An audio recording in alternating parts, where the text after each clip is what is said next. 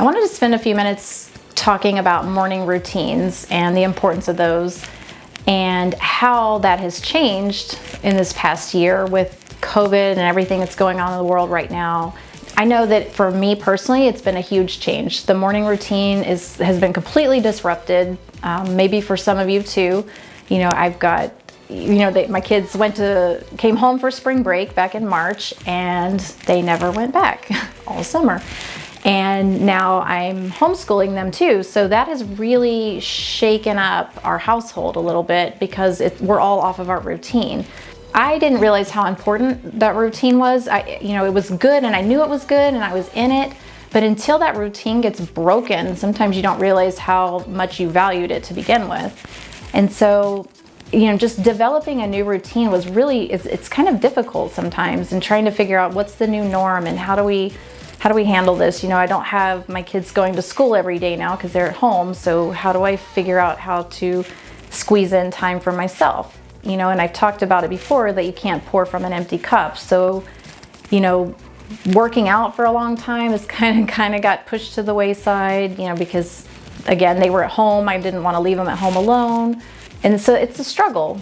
But what I realize is that it's a great opportunity also to create a new normal. And maybe this new normal will only last, for a certain amount of time, fingers crossed.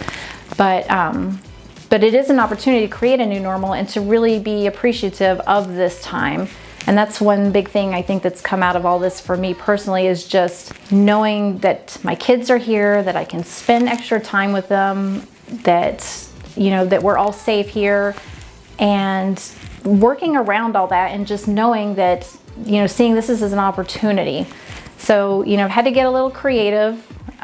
Some days, it's nice because they're a little bit older and they can do some of the schoolwork on their own. So then I can find these little moments to have that time for myself, to be able to sit down, to meditate, to do a little exercise, to be creative, do a creative project or something like that.